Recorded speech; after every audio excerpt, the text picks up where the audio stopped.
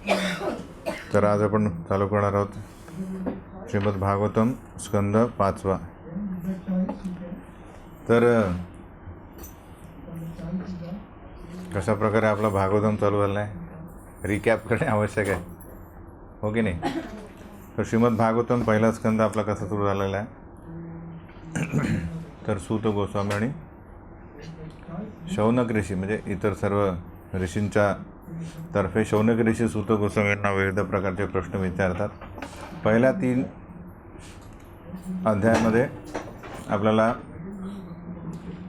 शौनक ऋषींद्वारे 6 प्रश्न जे विचारतात त्याचे सूत गोस्वामी उत्तर देतात आणि सांगतात की बेसिकली त्यांचं म्हणणं आहे की या कलियुगामध्ये कोणाचा आधार घ्यावा. कृष्णे स्वधाम उपगते ज्ञान कृष्णे स्वधाम उपगते धर्म ज्ञानादिभिः सह कलो नष्टदृशाम एष पुराण अर्को अधुनो यतः. काय लिहिलं आहे की कृष्णे स्वधाम उपगते, कृष्ण आपल्या स्वधामी गेल्यानंतर या भौतिक जगात आता धर्म ज्ञानादिभिसह, धर्म आणि ज्ञान पण आता त्यांच्या सोबत लुप्त झालेलं आहे, त्यांच्यासोबतही परत गेलेलं आहे. म्हणून कलो नष्ट दृशाम एषः. तर काय लिहिलं आहे इथे की कलियुगातील लोक काय नष्ट दृशाम, त्यांची दृष्टी नष्ट झाली आहे, त्यांना आपलं ध्येय माहीत नाही. बाकी इतर युगातील लोकांना आपल्याला ध्येय माहीत होतं काय, तर ब्रह्मचारीग्रस्त, वानप्रस्थ, संन्यास, आश्रम घेऊन मोक्ष म्हणजे धर्मार्थ काम मोक्ष. पण कलियुगातील व्यक्ती ह्या शेवटचे जे 2 त्याचे आहेत वानप्रस्थ आणि संन्यास आश्रमांना विसरला आहे. आणि दुसरी गोष्ट धर्म अर्थ आणि काम यामध्ये थोडंसं आणि मोक्षाबद्दल त्याला कोणी ज्ञान द्यायला नाही आहे. म्हणून सुद्ध गोस्वामी म्हणतात की पुराण अर्को अधुनो उदितः. पुराण म्हणजे कुठले? श्रीमद भागवतम पुराण. हे काय झालं, कशाप्रमाणे? अर्क म्हणजे सूर्याप्रमाणे. तर हा अंधकार जो आहे कलियुगाचा तो नष्ट करण्यासाठी हे पुराण अधुनो उदित, आत्ता जस्ट काय झालेलं आहे, तो उगवलेला आहे, जसा सूर्य उगवलेला आहे. आणि मग त्यानंतर आपण सुद्ध गोस्वामी म्हणतात की तस्मात भारत सर्वात्मा श्रोतव्य कीर्तितव्यश्च पूज्यश्च इच्छता अभयाम भगवान ईश्वर हरी. तस्मात सर्वात मना राजन भगवान ईश्वर हरी. कोणाबद्दल करायचं आहे? श्रोतव्य कीर्तितव्यश्च स्मर्तव्य, हां, भगवान श्रीकृष्णाप्रती करायचं. ते कसं काय करू शकतो आपण? या भागवतांचा आधार घेऊन. तर या प्रश्नांनी, या उत्तरांनी शौनक ऋषी आणि इतर सर्वजण प्रसन्न होतात आणि सांगतात की बेसिकली मग हा भागवतांचा उगम कसा झाला, भागवतम कोणी लिहिलं, कुठल्या वातावरणामध्ये लिहिलं, ते आपण बघितलं. 4 ते 10 मध्ये पुन्हा 4 प्रश्न विचारतात त्यात की हा संवाद कोणाकोणामध्ये झाला, म्हणजे बेसिकली पहिले याचा उगम कसा झाला, कोणी लिहिलं, कुठल्या वातावरणात लिहिलं, कोणाच्या मार्गदर्शनाखाली लिहिलं. आणि याचं नंतर हे जे यांचा संवाद झाला परीक्षित महाराज आणि शुकदेव गोस्वामी यांची भेट कशी झाली, आणि बेसिकली परीक्षित महाराजांनी कुठल्या त्यांच्या जीवनातील कुठला जो पडाव आहे त्यात तो ऐकला त्यांनी. हे 4 ते 10 मध्ये आपल्याला भागवतमद्वारे कळतं की व्यासदेव हे सर्व इतिहास आणि पुराण लिहिल्यानंतर काय दिसतात? निराश आहेत. ते कशाला लिहिलं त्यांनी की जनसामान्य त्याचा फॉलो करून ते आपला ध्येय प्राप्त करते. आणि ध्येय म्हणजे आनंदमय अभ्यासात होतील, पण ते काय दिसतं त्या स्वतःच नैराश्यात आहे. म्हणून ते एकदा विचार करत असतात तेव्हा त्यांचे नारद मुनी गुरु येतात आणि त्यांना खडसावतात की तुम्ही सगळं काय केलं, फक्त काय केलं नाही? श्रीकृष्णांच्या लीलांवर वर्णन केलेलं नाही. इतर तुम्ही धर्म, अर्थ आणि काम आणि मोक्षाप्रती पण लिहिलं, पण जे सगळ्यात आत्म्याला सगळ्यात महत्त्वाचं आहे त्याबद्दल तुम्ही लिहिलं नाही. म्हणून भागवतम दत्ता. आणि त्यानंतर परीक्षित महाराजांचा जन्म, त्यांची कार्ये आपण बघितली, कशा प्रकारे परीक्षित महाराजांनी कलीला काय केलेलं आहे, हद्दपार केलं. पण शरणागत झाल्यानंतर त्याला 4 ठिकाणी जागा दिली. कुठे कुठे? जे 4 जिथे रूल्स तोडल्या जातात, नियम तोडले जातात तिथे. आणि अजून एक जागा मागितली त्यांनी की तिथे जवळपास या 4 जागा तर तुमच्या राज्यात नाहीच आहे. म्हणून त्यांनी कुठे दिलं, जिथे त्या काळात पैसा काय होता, धन म्हणजे हे सोन्या पण जमा व्हायचं. म्हणून तिथे खूप साठा असेल पैशाचा, तिथे ऑटोमॅटिक हे 4 गोष्टी होतील. म्हणून तिथे पण तुम्ही वास करू शकता. आणि अशा प्रकारे त्यांना नंतर भगवंतांच्या इच्छेने काय होतं, श्रृंगीद्वारे शाप मिळतो की 7 दिवसात त्यांचा मृत्यू होईल. आणि तेव्हा ते आपल्या राज्याचा त्याग करतात आणि गंगेच्या काठी 7 दिवस विष्णू कथा ऐकण्यासाठी सज्ज होतात. तेव्हा शुकदेव गोस्वामी तिथे एंट्री मारतात. तर हे सगळं काय आहे, कृष्ण रचित आहे. कारण श्रीमद भागवतमचा उगम व्हायचा होता, त्यामुळे दोघांची भेट होते. आणि मग नंतर दुसऱ्या स्कंदात परीक्षित महाराज म्हणजे फर्स्ट कॅन्टो पहिल्या स्कंदाच्या शेवटीच प्रश्न विचारतात की बेसिकली मरणोत्तर सर्व जनसामान्याचं कर्तव्य काय, त्यातल्या त्यात मरणोत्तर व्यक्तीचं कर्तव्य काय. आणि नंतर आपण बघितलं परत ते म्हणतात की भागवतम तर बेसिकली मग भक्तियोग हा जो आहे पहिल्या 3 चॅप्टरमध्ये, दुसऱ्या स्कंदामध्ये त्यात काय दिसतं की इतर जे योग आहे, मार्ग आहे, त्याच्या तुलनेत भक्तिमार्ग का श्रेष्ठ आहे. त्यात काय काय आलं, ज्ञानमार्ग, अष्टांग योग, देवता उपासना, सगळ्यांची शुकदेव गोस्वामी काय करतात, तुलना करून सांगतात की कशाप्रकारे भक्तिमार्ग हा एकमेव सरळ आणि सोपा आहे या कलियुगी व्यक्तीसाठी. आणि नंतर दुसऱ्या संतात परत शौनक ऋषी आपले परीक्षित महाराज म्हणतात की ठीक आहे आता हे करायचं. सुरुवातीपासून ते काय करतात, डायरेक्ट श्रीकृष्णांच्या कथा विचारत नाहीत. काय म्हणतात, मला या निर्मितीबद्दल सांगा, कशी काही निर्मिती झाली. म्हणून मग 4 ते 7 पर्यंत कशाप्रकारे नारद आणि ब्रह्मदेव यांचा संवाद दाखवला. कशाप्रकारे नारद मुनी म्हणतात की मला वाटतं तुम्हीच आहेत सर्वोत्तम व्यक्ती, पण तुम्ही पण कशाप्रकारे ध्यान करत असता कोणावर तरी, म्हणजे कोण आहे, कोणावर करता ध्यान, म्हणजे कोण आहेत सुप्रीम. तेव्हा नारद मुनी आपलं ब्रह्मदेव त्यांना सांगतात कशाप्रकारे त्यांनी तपश्चर्या केली. 8मध्ये परीक्षित महाराज हे ऐकल्यानंतर भरपूर प्रश्न विचारतात, त्याचं नावच आहे इतर सर्व जे या प्रश्नांवर आधारित पुढे भागवतम आहे. आणि 9 आणि 10मध्ये आपल्याला परत ब्रह्मदेव सांगतात कशाप्रकारे मी खडतर तपश्चर्या करून विष्णूंचं दर्शन घेतलं. आणि मग विष्णू आणि ब्रह्मदेवांचा संवाद चतुश्लोकी भागवतम आपण बघितला. कशाप्रकारे श्रीमद परीक्षित महाराजांचे जे प्रश्न आहेत, इव्हन म्हणजे सेम नारद मुनींचे जे प्रश्न आहेत ते ब्रह्मदेव विष्णूंनी सांगितलेल्या चतुश्लोकीतून देतात. संबंध, अभिधेय आणि प्रयोजन, कशाप्रकारे जीव भगवंतांशी कसा संबंधित आहे पहिले 2 श्लोक. आणि नंतर अभिधेय काय, तो संबंध प्रस्थापित करण्याची प्रोसेस काय, विधी काय, म्हणजे अभिधेय आणि प्रयोजन काय एक्झॅक्टली, त्याचा गोल काय, ध्येय काय काय. तर अशा प्रकारे झाल्यानंतर 10व्या अध्यायामध्ये दुसऱ्या स्कंदात आपण बघितलं की श्रीमद भागवतम हा जो आहे हा सर्व प्रश्नांचे उत्तर देतात.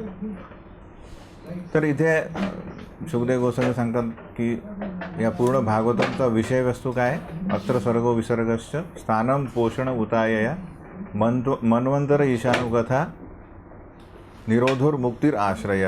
हे 10 जे आहेत, सर्ग विसर्ग, स्थानम पोषण उती चांगली प्रवृत्ती, वाईट प्रवृत्ती, मन्वंतर, ईशा कथा, ईशानुकथा, मुक्तीर, निरोध आणि आश्रय. अशा प्रकारे 12 स्कंदामध्ये या 10 विषयवस्तूवर चर्चा होईल. तर आता 3ऱ्या स्कंदापासून आपण सर्ग चालू केला. सर्ग आणि विसर्गमध्ये काय फरक आहे? सर्ग म्हणजे प्रायमरी क्रिएशन कोण करतं? प्रायमरी क्रिएशन कोण करतं? हां, भगवंत करतात. आणि नंतर एव्हरीथिंग म्हणजे महत्त्व सगळं रेडी करून ठेवतात. आणि नंतर दुय्यम निर्मिती कोण करतं? ब्रह्मदेव. तो म्हणाला ना विसर्ग. विसर्ग आपण 3ऱ्या स्कंदापासून सुरू केला. कशा प्रकारे ब्रह्मदेव तपश्चर्या केल्यानंतर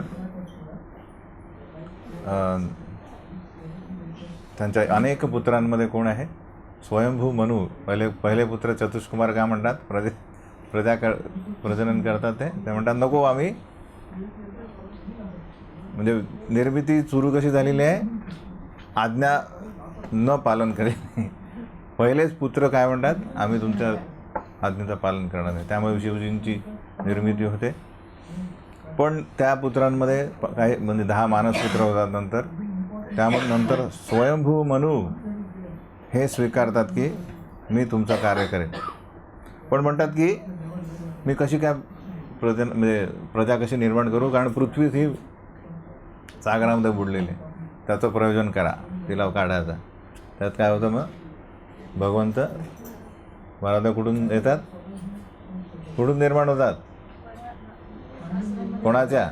ब्रह्मदेवाच्या नासिकेतून छोटेसे वराह येतात. नंतर ते असे विशाल विराट त्यांचं रूप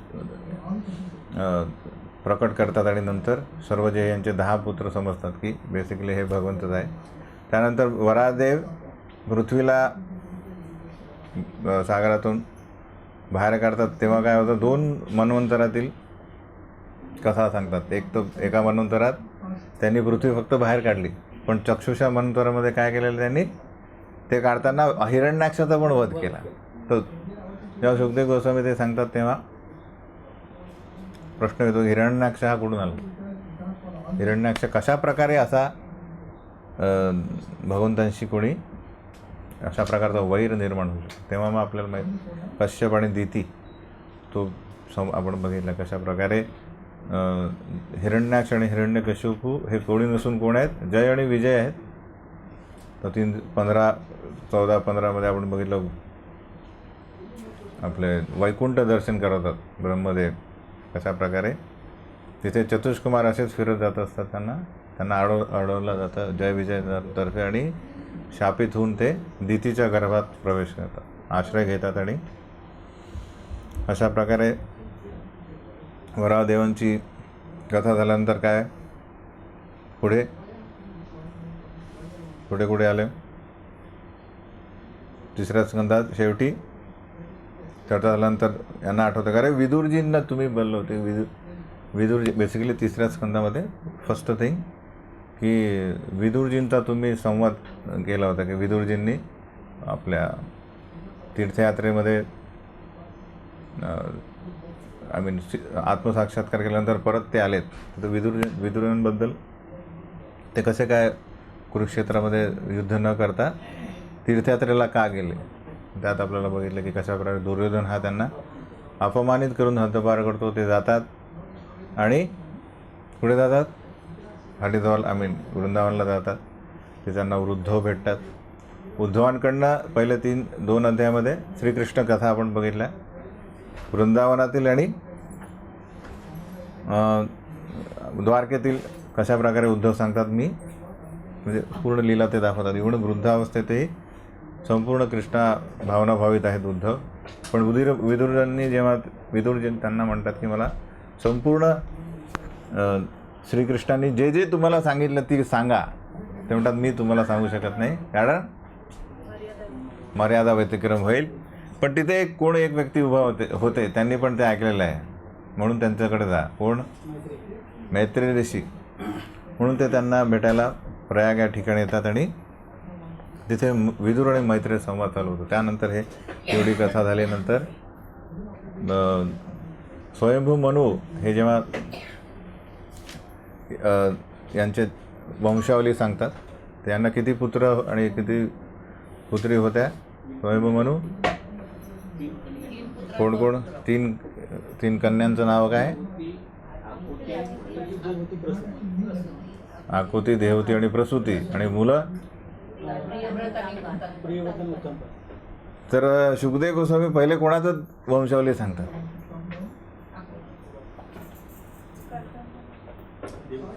देवहूतीची.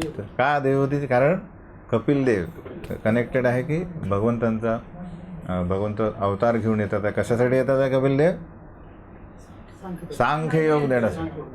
म्हणून पहिल्यांदा देवहूतीचा वंश कशा प्रकारे कर्दम मुनी आणि देवहूतींचा विवाह होतो, नंतर त्यांना 9 कन्या होतात आणि कपिलदेव नंतर कपिलदेव सांख्य योग सांगतात, नंतर देवहूतीला बेसिकली शेवटी त्या शिकवणी देऊन ते परत जातात. त्यानंतर देवहूती पण आपला आत्मसाक्षात्कार प्राप्त करते. त्यानंतर दुसरी कोण कन्या? आकृतीबद्दल शॉर्ट कशा प्रकारे, आणि नंतर प्रसूतीबद्दल चर्चा करताना कोणाचा संवाद येतो? प्रसूतींच्या कन्यांमध्ये सती ही कितवी आहे? 13वी. तर 13मध्ये सगळ्यात लहान धाकटी सती ही कुठलाच पुत्राला जन्म न देताच स्वतःचा म्हणजे आत्महत्या करतात. तेव्हा शुकदेव गोस्वामी कथा सांगतात कशा प्रकारे दक्ष आणि शिवजी यांच्यातील संघर्ष तो बघितला आपण. त्यानंतर उत्तानपाद, तो प्रियव्रत आणि उत्तानपादमधनं उत्तानपादच का निवडला त्यांनी? प्रियव्रत मोठा आहे, मोठा भाऊ आहे. त्या ते पण आहे, पण त्याच्याबद्दल न बोलता डायरेक्ट उत्तानपादावर का जातं? कारण ध्रुव महाराज आहे. ध्रुव महाराजांबद्दल जास्त आकर्षण आणि श्रेष्ठ भक्त असल्या कारणाने तो उत्तानपादांना किती पत्नी आहे? कोण कोण आहेत? कोण आवडते आहे? तिचा पुत्र कोण आहे? तर उत्तम कोणाचा पुत्र आहे? आणि ध्रुव महाराज. तर त्या प्रकारे कशा प्रकारे सुरुची ही ध्रुव महाराजांचा अपमान करते आणि नंतर ध्रुव महाराज 6 महिन्यातच अशा प्रकारची खडतर तपश्चर्या करून भगवंतांना प्राप्त करतात. आणि नंतर काय म्हणतात ते? याला म्हणतात काय? स्वामीन कृतार्थ अस्मी वरम न याचे. भगवंत म्हणतात वर माग, मला म्हणतात काहीच नको. पण तरी भगवंत काय म्हणतात त्याला? ध्रुव महाराजांना मग काय देतात? ते काय देतात? ध्रुवतारा देतात आणि 36,000 वर्ष त्याला राज्य करत आहे. आणि त्याच प्रकारची शरीरयष्टी त्यांना राहील, यौवन राहील. आणि अशा प्रकारे त्यांना आशीर्वाद दिल्यानंतर आपलं ध्रुव महाराजांचा वंश चालू होतो. त्यात नंतर कोणाचा संवाद येतो? वर्णन कोणाचं येतं? अंग महाराज. अंग त्याचा पुत्र कोण आहे? वेणा. वेणाचं काय हे आहे स्पेशालिटी? तर वेणाच्या वागण्याने काय केलं अंग महाराजांनी? त्यांनी संन्यास घेऊन टाकला. की मला येत कशा प्रकारे रात्रीच ते गायब झाले. त्यानंतर काय झालं? त्याच्या आधी काय झालं?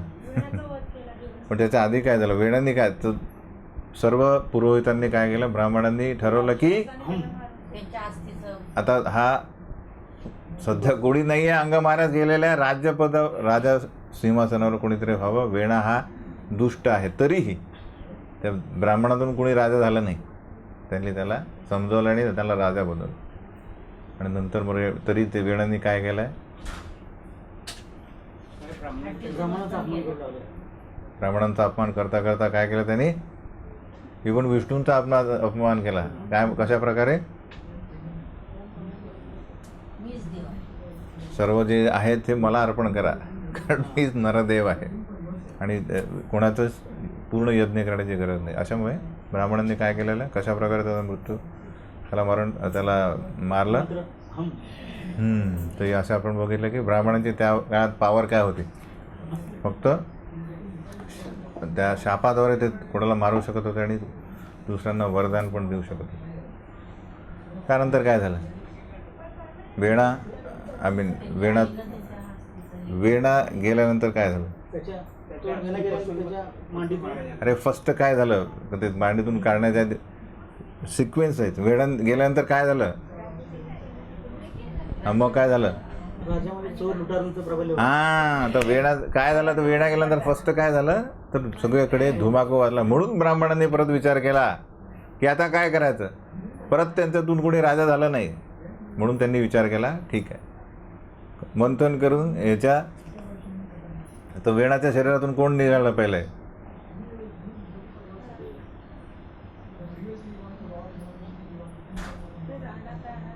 किरात तर कोण निघतात, किरात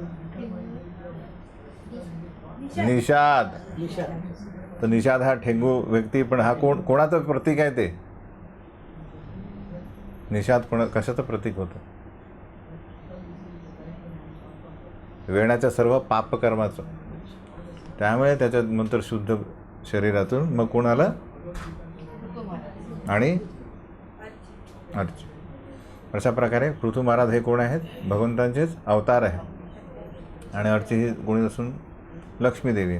त्यामुळे मोठे होऊन दोघांचा विवाह होतो. आणि पृथू महाराज काय कार्य करतात, पृथू महाराजांचे कार्य काय मेन,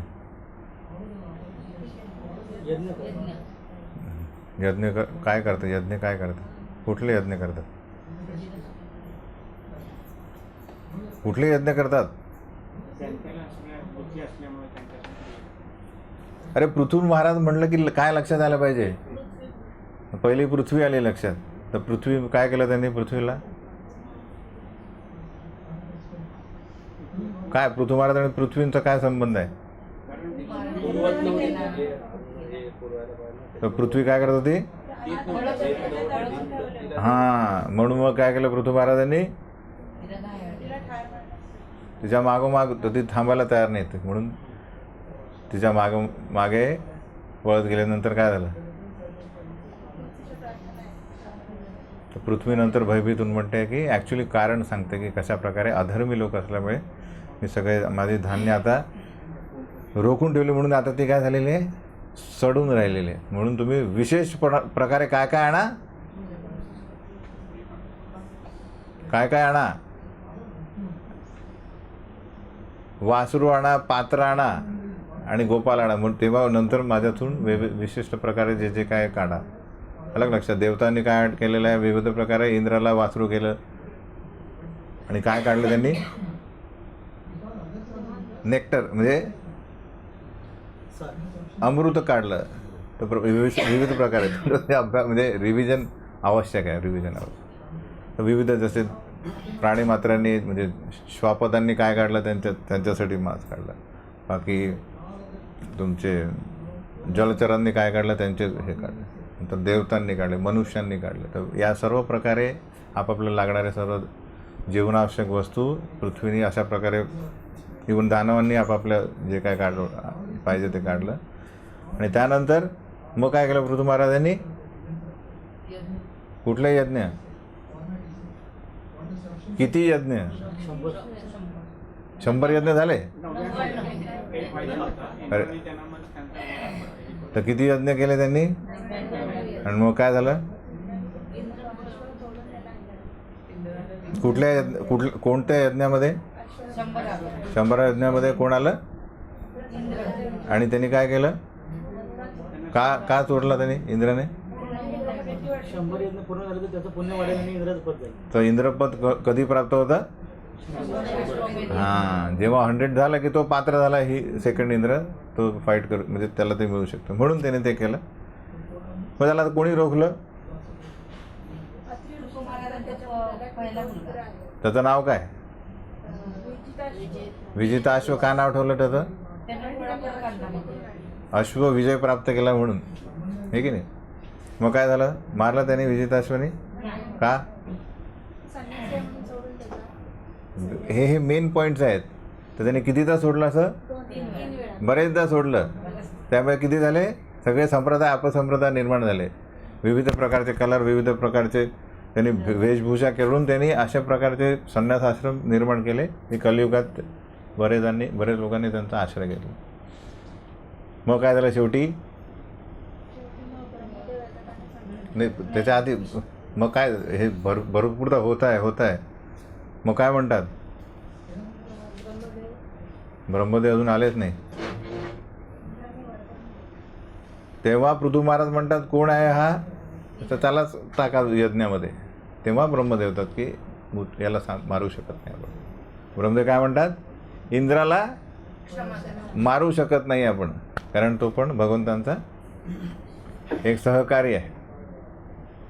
मग त्यानंतर काय करतात पृथू महाराज? काय करतात हे ऐकल्यानंतर पृथू महाराज काय म्हणतात? नंतर कोण येतं? भगवान विष्णू कधी येतात? जेव्हा पृथू महाराज सगळं वैर विसरतात. तर जेव्हा इंद्र त्यांच्या पाय पडायला जातो तेव्हा काय करतात पृथू महाराज? असे पाय समोर नाही करत, हे आता पाय काय करतात? त्याच प्रकारे ते म्हणतात त्याला उचलून आलिंगन देतात आणि पूर्ण वैर जेव्हा जातात तेव्हा विष्णू येतात. म्हणजे विष्णू ॲक्च्युली इंद्रालाच घेऊन येतात. आणि तेव्हा त्या प्रकारचा भगवंत परमात्मा असल्या कारणाने तर दोन गोष्टी आहेत आपण शिकलो की गुरु आज्ञा. म्हणजे आता आपलं वैयक्तिक आपण कितीही प्रयत्न केले आपल्या स्किल्सने कितीही किंवा आपल्या सर्व प्रकारच्या कौशल्याने किती प्रयत्न केले तरी आपण भगवंतांना जिंकू शकत नाही. म्हणजे भगवंतांना तो दर्शन प्राप्त करू शकत नाही. कुठल्या एका प्रकारे करू शकतो?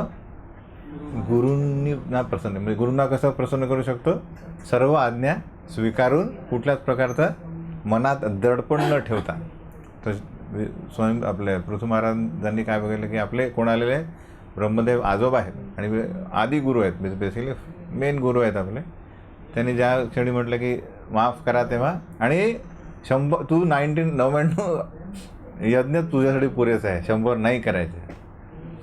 तर हा मेन मुद्दा आहे की आपण म्हणून करू की हा माझा मेन प्रोजेक्ट आहे आणि तो मध्ये एंडला तुम्ही थांबवताय की आता झाला प्रोजेक्ट. तरी पृथू महाराज म्हणतात यस.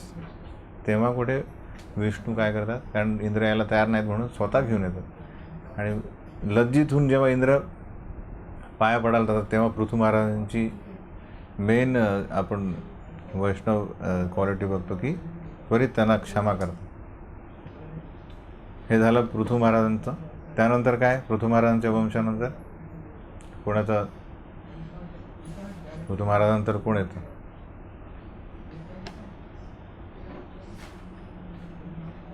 तर नारद मुनी हे अशा प्रकारचे गुरु आहेत जे म्हणतात या ध्रुव महाराजांसारखा भगवंतांचा भक्त आणि माझा शिष्य आहे, त्याच्या कुळातील एकालाही मी सोडणार नाही. म्हणून नंतर भरिष्यत, प्राचीन भरिष्यत ज्याचं नाव आहे, तो एक असा असतो की तो आता भक्तांच्या याच्यात आला तरी तो कुठल्या कर्मकांडांमध्ये तो फसतो. तर कर्मकांडामुळे तो आपला आत्मसाक्षात्कार प्राप्त करू शकणार नाही. म्हणून ते काय करतात? नारद मुनी काय करतात? प्राचीन भरिष्यत समोर काय येतात? कसे येतात? नारद मुनी येऊन सांगतात की काय कर दाखवतात?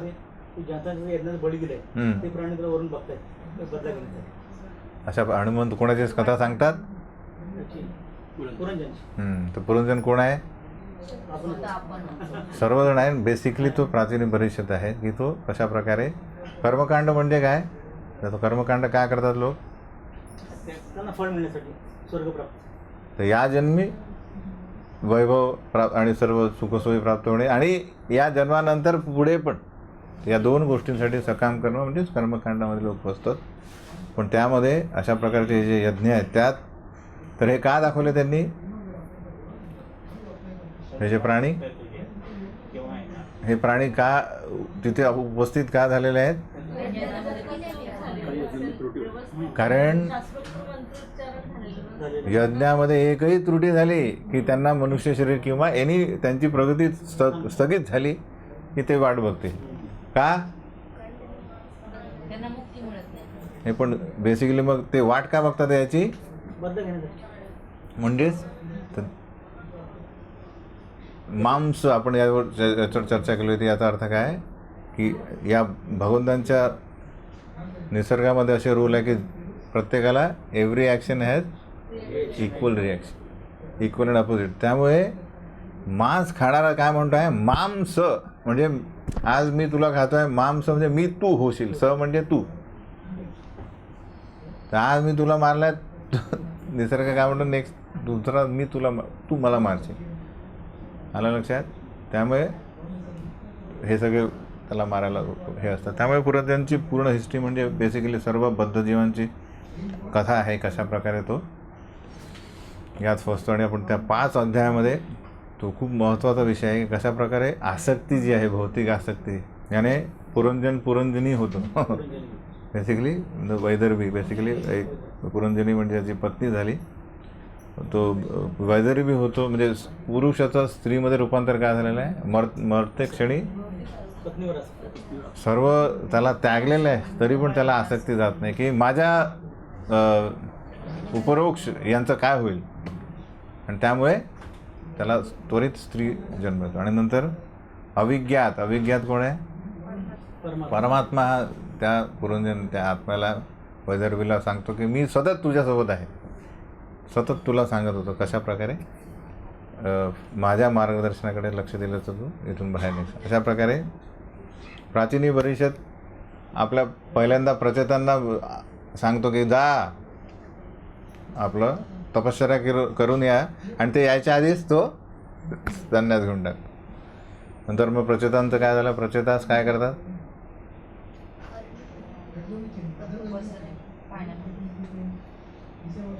ते तप करतात. कुठे करतात, किती वर्ष, 10,000 वर्ष करतात, तप करतात. पण कोणाच्या मार्गदर्शनाखाली करतात, नारद मुनी. शिवजींच्या. तर शिवजी प्रसन्न झाल्यानंतर त्यांना मंत्र देतात, आणि त्यानंतर ते 10,000 वर्ष तपश्चर्या केल्यानंतर काय करतात, ते आल्यानंतर काय होतं, ते विवाह करतात नंतर. डायरेक्ट विवाह करता आल्यानंतर. शिवजी त्यांना उद्देश देतात. हां, मग तर पहिल्यांदा आल्यानंतर काय बघतात, प्राचीन परिषद गायब आहे, कोणीच नाही नसताना काय होतं, सगळीकडे झाडं वाढलेली, कारण कोणी लक्ष देत नाही राज्याकडे. म्हणून सर्वप्रथम काय होतं, प्रचेतेस क्रोधित होतात आणि आपल्या डोळ्यातून अग्नी निर्माण करून झाडं जाळायला लागतात. तेव्हा कोण येतं, ब्रह्मदेव डायरेक्ट येतं, म्हणतात अरे बस झालं, एवढा क्रोध करू नका, जे उरलेले झाडं आहेत त्यांना वाचवा. आणि उरलेले झाडं काय करतात,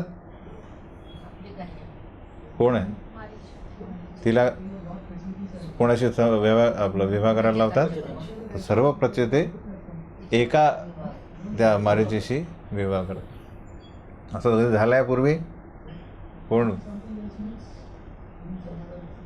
कोणासोबत एक पुरुष इतर स्त्रियांशी विवाह करायला, तर याचं भरपूर प्रमाण आहेत. पण भरपूर म्हणजे काही भावंड एका स्त्रीशी विवाह करणारे किती प्रमाण आहेत, द्रौपदी आहेत, हे की नाही, पांडव द्रौपदी. तर अशा प्रकारे तर ब्रह्मदेव सांगतात का पॉसिबल आहे, कारण तुमचा स्वभाव सारखा आहे. प्रचेतांचा स्वभाव काय आहे, मेन स्वभावाबद्दल आपण विसरलो. त्यामुळे काय झालं, भगवंत स्वतः म्हणतात की मी का प्रसन्न झालो तुमच्यावर, कारण तुम्ही एकत्र राहून काय करतात, सहयोगाने माझी अर्चना करतात, पूजा करतात. जो सहयोग आजकाल दिसत नाही, तर त्या फक्त एका गोष्टीने म्हणतात, सहयोगाने मी तुमच्यावर प्रसन्न.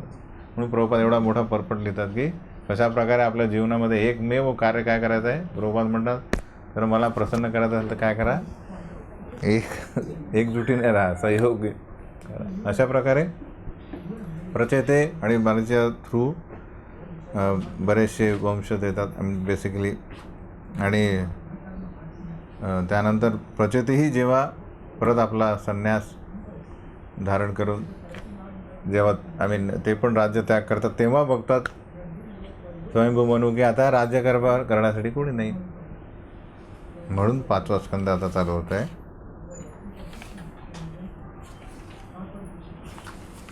तर आता ते म्हणतात कोण आहे आता राहिलेला, आता प्रियव्रत. म्हणून एकदा काय करा, रिव्हिजन पहिल्या स्कंदापासून परत रिव्हिजन कर, वाचत जा, मेन मेन मुद्दे काढत राहा. म्हणजे तू आपण काय करू, लिंकमध्ये राहू. तर पुढे पाठ मागे सपाट असं नाही व्हायला पाहिजे, हो की नाही. तर आता अध्याय 1 आहे 5व्या स्कंदातला. तर 5वा स्कंद काय, तर 15 अध्यायापर्यंत विसर्गच आहे. कारण आधुनिक विसर्ग म्हणजे दुय्यम निर्मिती. तर ब्रह्मदेवांपासून स्वयंभून उत्तानपाद वगैरे आणि प्रियव्रत. आता प्रियव्रत यांचा वंश असेल 15 अध्यायापर्यंत. नंतर 16पासनं स्थानम म्हणजे या विश्वरचना, भूमंडळ कशा प्रकारे आहे ती आपल्याला दिसेल. 5वा स्कंद बेसिकली हा 15 ते पुढचे अध्याय जे आहेत त्यात आहे स्थानम. अर्धपर्यंत काय विसर्गच चालू आहे अजून. तर 15पर्यंत विसर्ग ना. येस. तर परीक्षित महाराज म्हणतात, राजोवाच प्रियव्रतो भागवत आत्माराम कथम मुने गृहे अरमतस यन्मूलः कर्मबंध पराभव. आपण तो त्याच्या एंडला बघितलं की स्वयंभूनं विचार करता प्रियव्रत महाराजांना आपण शासनामध्ये निवृत्त करू. आणि त्यावर परीक्षित महाराज विचारतात की हे मुनी, परम भगवत भक्त महाराज प्रियव्रतांनी आत्मसाक्षात्कारी असूनसुद्धा कर्मबंधनाचे मूळ कारण असणाऱ्या आणि जीवनाच्या ध्येयाचा पराभव करणाऱ्या सांसारिक जीवनाचा कसा काय स्वीकार केला. तर प्रियव्रत महाराजांचा काय, सुरुवातीपासून ते नारद मुनींचे शिष्य असल्याकारणाने त्यांनी तर एवढा काळ विचार करा की उत्तानपादांचे एवढं वंश प्रचेतासपर्यंत किती काळ झाला असेल. तोपर्यंत प्रियव्रत महाराज हे ब्रह्मचारी आहेत, नारद मुनींचे शिष्य आहेत. त्यानंतर तर इथे 2 गोष्टी आहेत. तर हा प्रश्न आहे की त्यांनी परत हा संसारामध्ये का प्रवेश केला. इथे लिहिलं आहे स्वरूप, रूपात लिहितात की स्वरूप विस्मृती.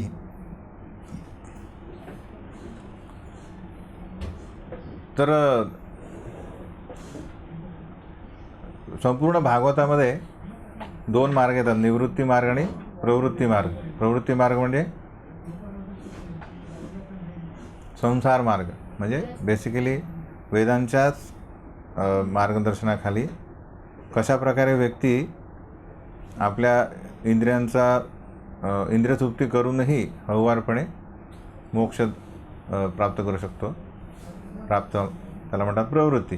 निवृत्तीमध्ये कुठल्याच प्रकारची इंद्रियतृप्तीचा स्वीकार नाही. तर पूर्ण भागवतामध्ये म्हणजे कलियुगाआधी आपल्याला माहीत आहे की सर्व व्यक्ती काय करत होते, काटेकोरपणे वर्णाश्रम पालन करत होते. आणि म्हणजे 50 नंतर 51 म्हणजे वनामध्ये जा, म्हणजे वानप्रस्थ धारण करायचे.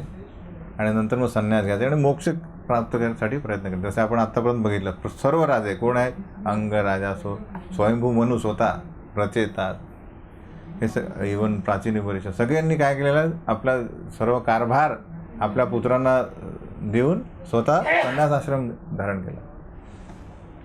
तर हा फॉलो करत होते सगळे. याचाच अर्थ काय की हा उत्तम मार्ग आहे. म्हणजे इन द सेन्स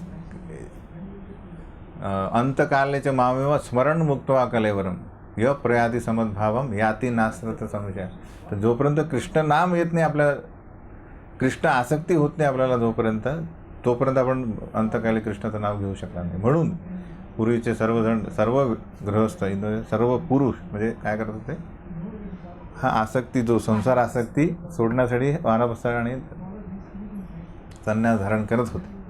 याचा अर्थ काय की शेवटी अनासक्ती आवश्यक नाही तर पुरंजनसारखं वैदर्भी होणे हा एकमेव पर्याय होता.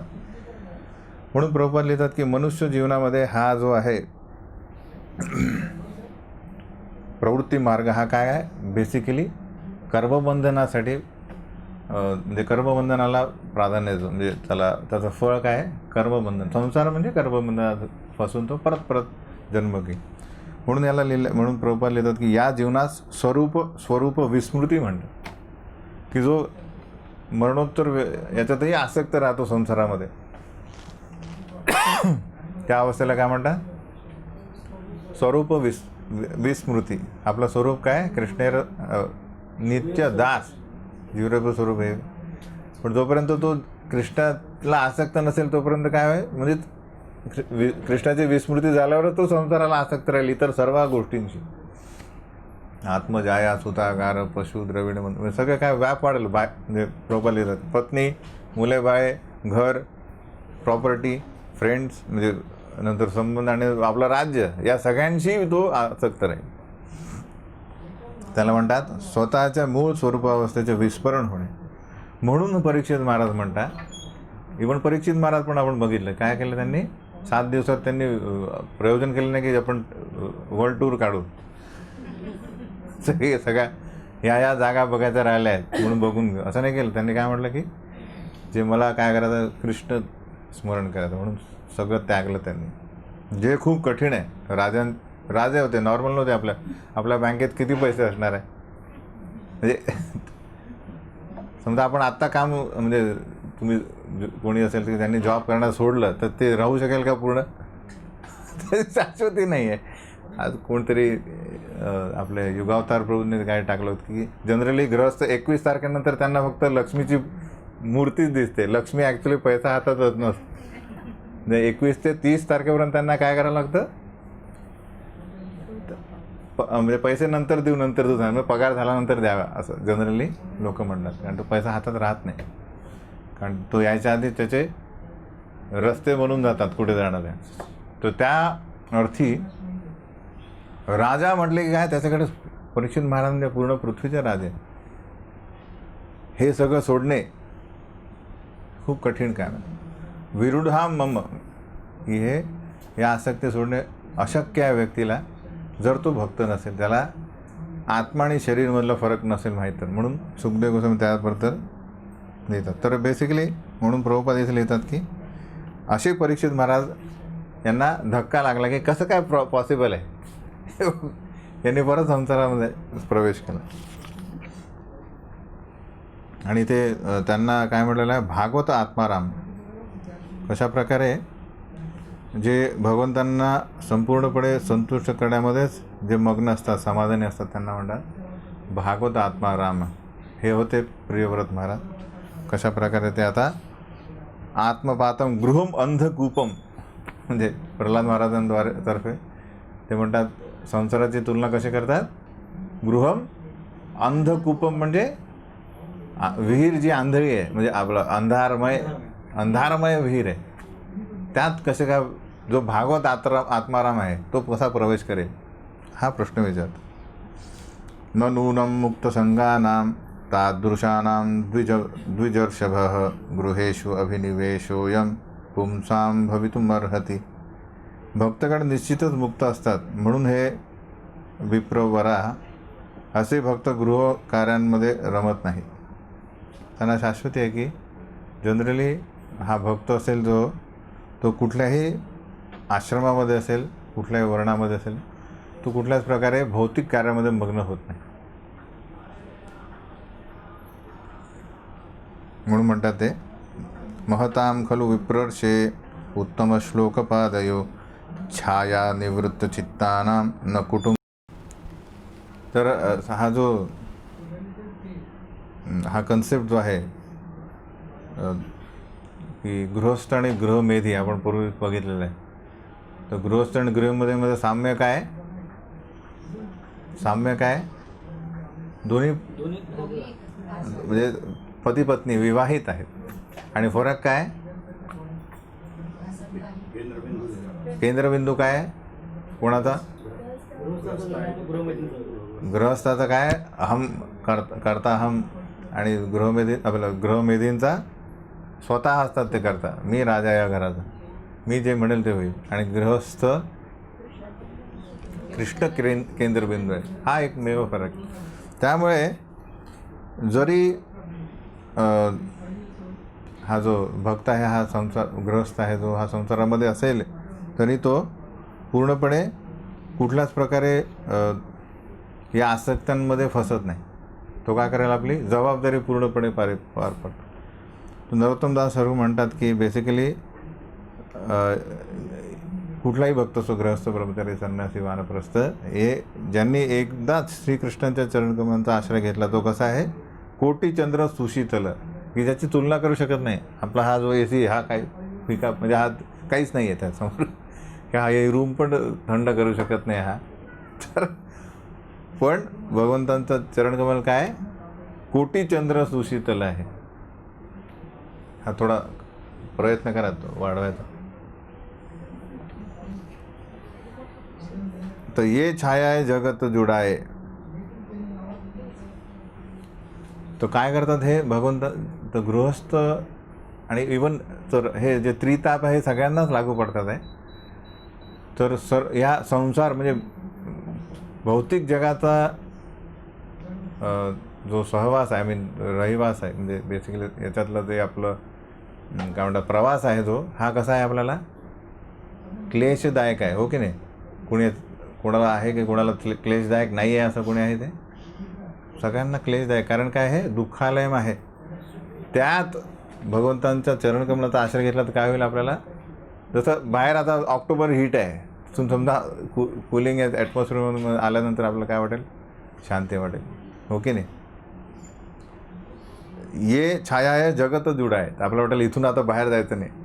सिमिलरली निताई पद कमल, बेसिकली नित्यानंद प्रभू आणि चैतन्य महाप्रभू यांच्या चरणकमलाचा आश्रय घेतल्यानंतर आपण कधीही याचा तो तिथून बाहेर जाण्याचा किंवा सोडण्याचा आपल्यामध्ये काही इच्छा येणार नाही. संसार विषय निघाला म्हणून आपण बघतो की इवन हे सगळ्याला ज्ञात आहे. म्हणतात की कुठल्या ते म्हणतात, अरे संसार संसार जसा तवा आधी. तर हे पण विद्वानांनी लिहिलेलं आहे, हे सगळ्यांनी मान्यता पण दिली आहे, हो की नाही. आणि नंतर आपण पण म्हणतो संसार दावा नलच म्हणतो, हे की नाही. दावा नल म्हणजे वणवा आहे. तर अशा प्रकारे हे सगळे जे लिहिले आणि इव्हन अंधकूपम पण दिलं. तर हे कोणासाठी आहे, सगळ्यांसाठी आहे, पण त्यातल्या त्यात जो स्वतःला केंद्रबिंदू ठेवतो त्याच्यात तो होरपळून जाईल. पण जो भक्त आहे तो त्यात असूनही कृष्ण केंद्रबिंदू असल्यामुळे त्याला वरतून काय मिळेल, छाया, आश्रय. अशा प्रकारे तो कुटुंबातील सर्व जबाबदारी केल्यानंतरही त्यांच्यावर आसक्त राहील नाही. कारण आसक्ती म्हणजे काय, पुनर्जन्म. म्हणून लिहिलं आहे की ते कधीही कुटुंबियांवर आसक्त होत नाही. संशयोयम महान ब्रह्मण दारागार सुतादिषु सक्तस्य यत् सिद्धिर अभूत कृष्णे च मतिर अच्युता.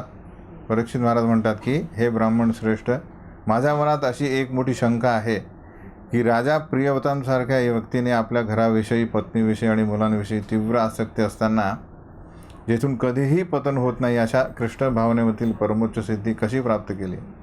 कारण शक्य नाही हे जनरली ते म्हणतात की खूप अशक्य अशा व्यक्तीला अशी सिद्धी प्राप्त होणे जो मतीर्ण कृष्णे परतो स्वतोवा मिथो अभिपत्तेत ग्रहव्रताना, ज्यांनी व्रत घेतलं आहे, काय ग्रहव्रत, अशा व्यक्तीला कितीही जणांनी प्रयत्न केला, स्वतः त्याच्या मनात येणार नाही, दुसऱ्याने सांगितलं तरी त्याला कृष्णाप्रती त्याला आश्रय घेण्याची इच्छा होणार नाही. त्यानंतर तर हे ऐकल्यानंतर शुकदेव गोसावी म्हणतात की चांगला प्रश्न आहे, तुम्ही म्हणता ते योग्य आहे. म्हणतात की ब्रह्मदेवांसारख्या महान पुरुषांनीही उत्कृष्ट आणि दिव्य श्लोकांद्वारे भगवंतांची महती कथन केलेली आहे आणि ती श्रेष्ठ भक्तांसाठी तथा मुक्त पुरुषांसाठी अत्यंत आनंददायी असते. कृष्णकथा, जो कोणी भगवतचरणांच्या अमृतमय मधाच्या सेवनावर आसक्त झालेला असतो आणि ज्याचे मन सदैव भगवत महात्म्यामध्ये रमलेले असते, त्याचा मार्ग कदाचित काही विघ्नांमुळे कधीकधी खंडित होऊ शकतो, पण तरी तो स्वतःला प्राप्त झालेल्या उन्नत स्थितीचा कधीही त्याग करीत नाही. हे आपण हा जो डाऊट आपणला भगवद्गीतेत पण आलेला आहे. भगवद्गीतेत कुठला अशा प्रकारचा डाऊट, कुठे संशय कुठे आलेला आहे. अर्जुन विचारतात कृष्णाला, काय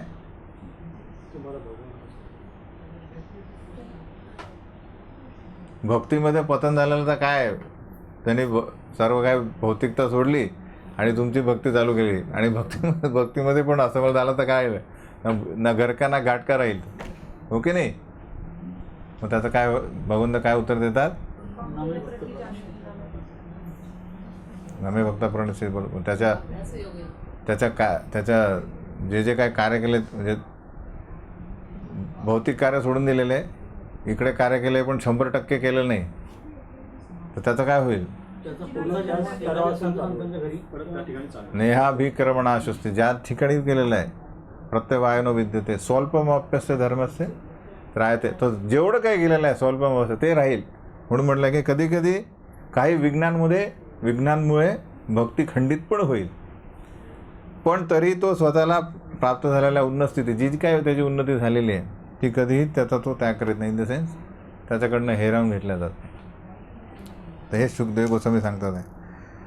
तर बेसिकली या आपल्या भक्तीमध्ये विघ्न काय येतात, म्हणजे पतन काय होतं आपलं मेन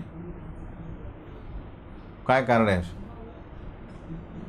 मेन कारण अपराध, हे की नाही? आपल्याला बस 2च कार्य केलेलं आहे, प्रगतीसाठी हरे कृष्ण महामंत्र करा आणि अधोगती न होण्यासाठी अपराध करू नका, या 2च कार्य करायचे, हो की नाही? पण मेन जे आपले होतात आपल्यातर्फे वैष्णव अपराध होतात, त्यामुळे आपली जी प्रगती होती खंडित होते, आपला जो प्रवास प्रगती काय होते, स्थगित होते. आपल्याकडनं काय घेऊन जी काही प्रगती घेतल्या नाही गेलेली, जेवढी 10%, 15%, 20% झालेली आहे, ती शाबूत आहे, पण त्याच्यासमोर तुम्ही जात नाही आहे, पण कृष्णस्मरण होत नाही आहे. तर आपले विश्वनाथ चक्रवर्ती ठाकूर म्हणतात की कशा प्रकारे, आता त्यांनी कॅल्क्युलेट केलं की अपराधांची पण गणना होते. आपण तो हरे कृष्ण महामंत्र करतो, त्यामुळे म्हणतो ना 16 माळा झाल्या, हे 192 झाल्या, तर इव्हन अपराध पण काउंट होतात. आपण नाही करत, निसर्ग करतो, म्हणजे भगवंताची माया करते. तर काही अपराध, म्हणजे या काही अपराधानंतर तुम्हाला वैष्णव संघ लास झाला, पहिले फर्स्ट थिंग तुझं हरिनामामधली हे जाईल, फर्स्ट थिंग हरिनामामध्ये रुची गेली, सेवा करण्यासाठी नेक्स्ट इच्छा होणार नाही, सेवा करून काय फायदा, माझी सेवा व्हायला पाहिजे. थर्ड, भक्तांचा संघ नकोसा वाटे, that is end of it, म्हणजे त्याचे त्या जन्मामध्ये त्याचा एंड झाला. म्हणजे नंतर कधी काही त्याचा परत आज्ञा सुकृत झाली, तर जेवढे पर्सेंटेज त्याचे राहिलेले तिथून तो चालू करेल. म्हणून फायनल काय झालं, भक्त संघाचा त्याग केला की तो हरे कृष्ण, म्हणजे एंड ऑफ इट. तर हे व्यवस्थित मार्गदर्शन न केल्याने किंवा जप व्यवस्थित न केल्याने, वाचन न केल्याने अपराध काय आहे, होतात आहेत का माझ्या नाही, याच्यात पण लोक अज्ञात राहतील, आणि मग तो वाढत राहील. कारण आपण बघतो की कित्येक लोक पण सोडून गेलेले. त्याचं कारण काय आहे? भागवतम काय लिहित आहे? वैष्णव अपराध खंडित होऊ शकते, खंडित झाली ती, काही त्यांच्याकडनं हे परमनंटली भक्ती केली नाही, पण खंडित होऊ शकते. त्याचं कारण म्हणजे उन्मत्त हत्तीप्रमाणे हा वैष्णव अपराध कार्य करतो, आपली भक्ती रोखतो. तर अशा प्रकारे वैष्णव अपराधामुळे मनुष्याच्या प्रगतीमध्ये प्रदीर्घ काळापर्यंत पण बाधा येऊ शकते. अशा प्रकारे हा सगळ्यात मोठा एक प्रकार आहे. आणि दुसरं एक प्रकार हा झाला, याचं उदाहरण काय देता येईल एखाद्याचं, त्याची भक्ती खंडित झाली प्रदीर्घ काळापर्यंत वैष्णव अपराधामुळे.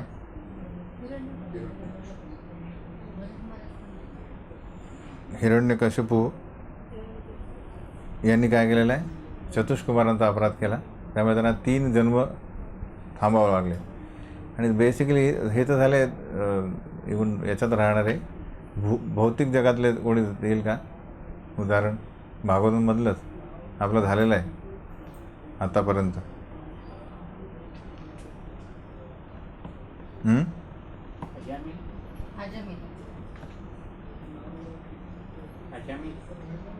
अजामिलचं काय झालेलं आहे? त्याने अपराध कुठे केला? त्याने अजामिलची केसच वेगळी आहे. उलटा त्यांनी अपराध केला नाही म्हणून त्याला दुसरा चान्स मिळाला. दक्ष, प्रजापती दक्षने काय केलं आहे? तो वैष्णवानाम यथा शंभू यांचा मेन अपराध केला, हे की नाही? त्यामुळे त्यांना बोकडाचं शरीर मिळालं. त्यानंतर परत दक्ष जन्म, दुसरा दक्ष जन्म त्यांना घ्यावा लागला. आणि नंतर काय केलं त्यांनी? परत नारद मुनींचा पण अपराध केला. तर फर्स्ट अपराध त्याने केला शिवजींचा.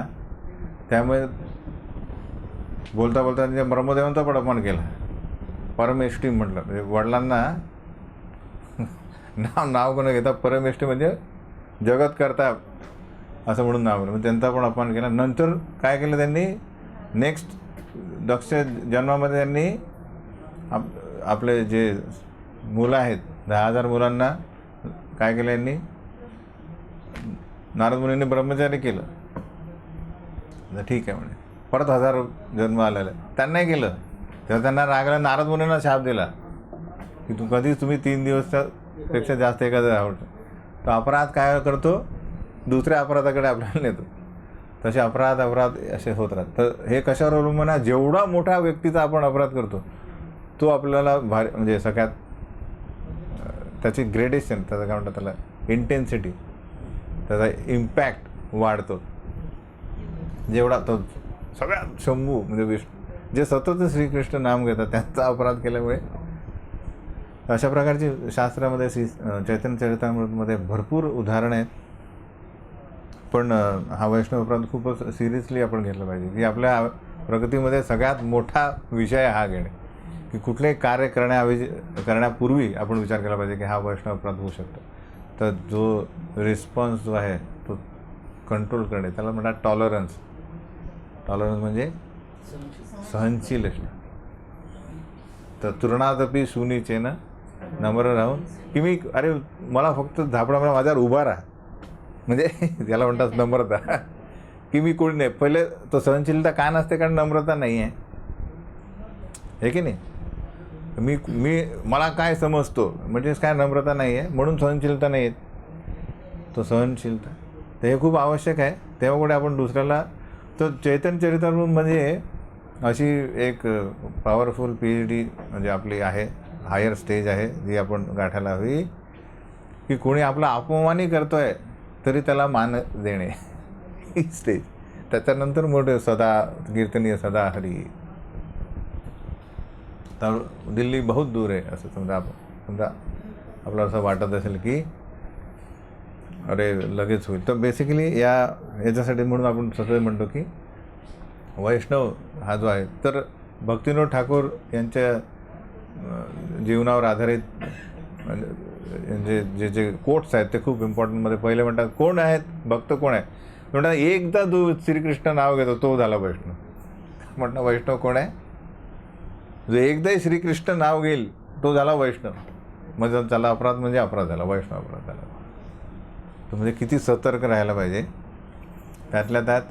म्हणून आपण बघतो की गुरु अवज्ञा हा सगळ्यात मोठा अपराध आहे की नाही? तर अशा प्रकारे आपण बघतोय प्रियव्रत. तर प्रियव्रतांच्या जीवनामध्ये यश का प्राप्त झालं? फर्स्ट थिंग त्यांनी केली की ब्रह्मदेव, नारद मुनी आणि पुढे आता स्वयंभू मुनी तिघे म्हणजे प्रियव्रत आणि स्वयंभू मनु आणि ब्रह्मदेव म्हणतात की राजे व्हा. आणि यांची नारद मुनींची शिक्षण काय म्हणताय? ब्रह्मचारी राहा. त्यांना निर्णय काय घ्यायचा आहे? आता ब्रह्मदेव आलेले जे नारद मुनींचे पण गुरु आहेत, त्यामुळे त्यांची आज्ञा पालन करा.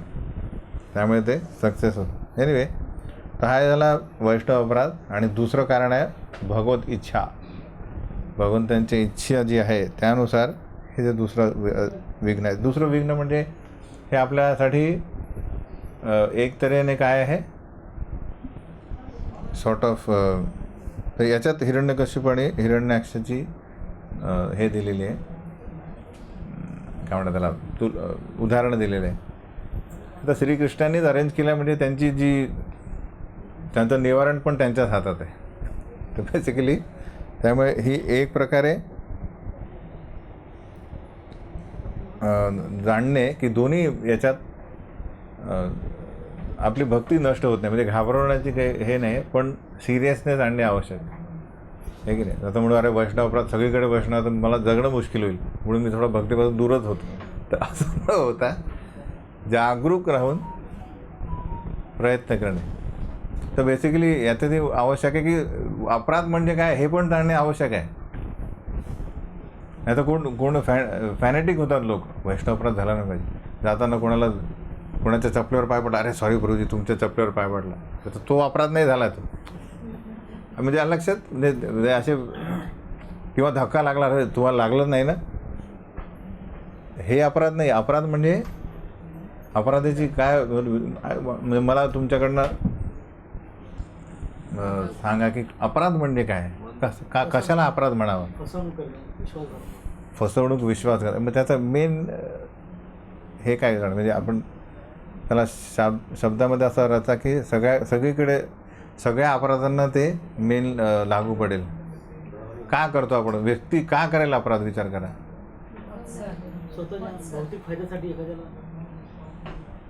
किंवा हा अपराध मानला का जाईल, हा अपराध आहे. जसं आपण म्हटलं की तुमच्या मोबाईलला मी जोरात मारला, अरे सॉरी म्हणजे, किंवा धक्का लागला, तर मी जोरात मारलं की हा कोणाचा, ह्याचा सुनीलचा आहे ना, तर जाणून बुजून माहीत आहे की हा अपराध आहे, पण या व्यक्तीबद्दल मत्सर आहे म्हणून केलेला, त्याला तो झाला अपराध. मत्सर. अजामिलचा प्रॉब्लेम काय आहे, त्यांनी जे म्हणजे, किंवा आपले कोण आपले जगाई मधाई वगैरे, यांना वैष्णवच म्हणून कोण माहीत नाही.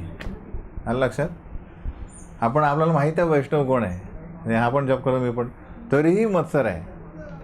आणि माहीत आहे की याच्याशी याचा मोबाईल तोडल्यानंतर याला आर्थिक दंड होईल, हे की नाही, तरी मी म्हणतो होऊ दे, त्याला हा झाला अपराध.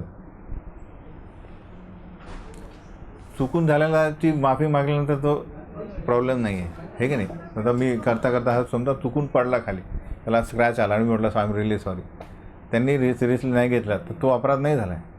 कारण परमात्मा दोघांच्या हृदयामध्ये आहे, माहीत आहे का नाही झालं, कशामुळे झाला. पण परमात्म्याला फसवू शकत नाही आपण. भले समोरच्याला फसवू आपण की माझा त्यांनी चुकून पडला, पण तो का पडला तो त्याला माहीत आहे, परमात्म्याला माहीत आहे, आणि त्या व्यक्तीलाही माहीत आहे जो अपराध करतो. सिमिलरली तर म्हणतात ना, आपणच आपले शिल्पकार, आपल्या जीवनाचे कोण शिल्पकार, आपणच आहोत. तर एक व्यक्ती, जसं आपण म्हणतो भगवंतांना फसवू शकत नाही, तशा प्रकारे आपण स्वतःलाही फसवू शकत नाही. बरेचसे लोक आतमध्येच त्यांना खितपत पडतात, म्हणजे त्यांनी जे काही कार्य केले असेल, दुसऱ्यांना फसवलं असेल वगैरे, तर आतूनच ते असे खाल्ल्या जातात इन द सेन्स. कारण काय, स्वतः फसवून केलेलं नाही कार्य. म्हणून इवन एक स्टेप पुढे गेलं भक्तीमध्ये, की इवन त्याची पण माफी मागितली, की समजा मी मुद्दामच पाडला आणि त्यानंतर मला पश्चाताप झाला की अरे रिअली सॉरी, आणि मग त्याचं आपण एक गणित बनवलं होतं की अनुग्रह कसा प्राप्त करायचा. त्याचा तसा मोबाईल आणून त्याचं परत एकदा कवर पण नवीन आणून, परत अजून एक पेन आणि नंतर स्वीट पण देऊन थोड्यात मसाज करून देतं ते सॉरी म्हणजे तो जितपत तो म्हणेल की अरे आय एम हॅपी, आता मला मोबाईल पण मिळाला, ॲडिशनल पेन मिळाला, स्वीट पण दिलं आहे, आणि तू एवढा चांगला मिळतो, म्हणजे आपलं वैर गेलं, त्याला म्हणतात अनुग्रह. तर जितक्या मत्सराने तुम्ही अपराध केलेला आहे, त्याच्यापेक्षा जास्त इंटेन्सिटीने जेव्हा तुम्ही प्रेम दाखवाल आणि तो व्यक्ती प्रसन्न झाला, तेव्हा कुठे कृष्ण प्रसन्न, म्हणजे तो अपराध नील झाला. याचं लक्षात. तर अशा प्रकारे हे दोन खूप महत्त्वाच्या गोष्टी, त्या दोनपैकी वैष्णव अपराध हा जो आहे, हा आपल्या भक्ती मार्गामध्ये म्हणजे खंडित करू शकतो तो भक्ती आपली.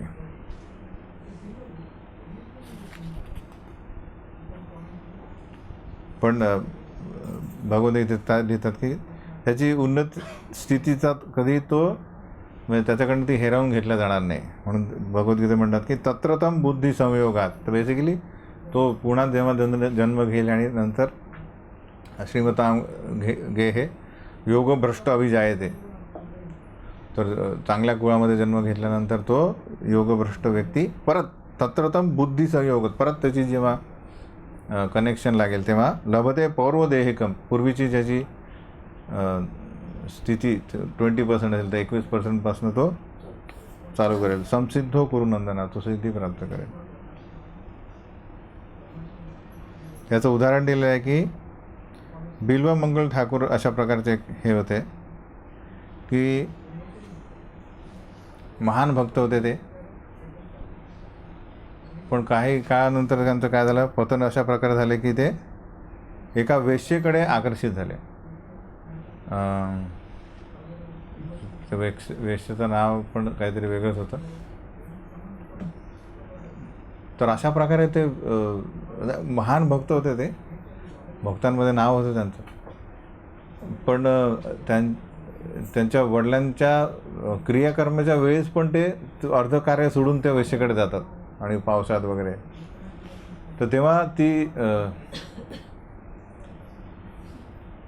ती स्वतः वेश्या त्यांना अशा प्रकारचं ती म्हणते की या पावसाळ्याच्या दिवशी, म्हणजे पावसाळ्यात जी नदी आहे ही ओसंडून वाहते आहे, पूर आलेला आहे आणि कुणी म्हणजे नाव घ्यायला तयार नाही आणि तू पोहून येतो आहे, तर एवढी जी तत्परता तू कृष्ण भावनेमध्ये लावली, कृष्णाकडे लागली असती तर तू आत्मसाक्षात्कारी झाला असता. आणि या वाक्याने काय होतात, बिल्वमंगल ठाकूर परत पौर्वदेहिकम म्हणजे इन द सेन्स परत भक्तीमध्ये येतात आणि परत त्या वक्तव्यामुळे आपली स्थिती समजतात आणि पूर्ण परिवर्तन आणतात आपल्या जीवनामध्ये आणि परत परमभक्त होतात. अशा प्रकारे एक जाणणे आवश्यक आहे की एक पॉझिटिव्ह काय आहे, किंवा आपण म्हणतो की सदैव आपल्याला निगेटिव्हिटीपासून दूर करण्यासाठी की आपल्या भक्तीमध्ये येण्यासाठी भरपूर प्रमाणात पापक्षय होणे आवश्यक आहे, नाही तर भक्तीमध्ये येऊ शकणार नाही. म्हणून आपण बघतो की कितपत लोक पूर्णपणे भक्तिमय मार्गामध्ये आहे, जास्त लोक नाही आहे. तो आपलं भरपूर जन्मी आपण केलेली आहे. म्हणून कृष्ण म्हणतात भगवद्गीतेत की येशाम तू अंतगतम पापम जनानाम पुण्यकर्मणाम,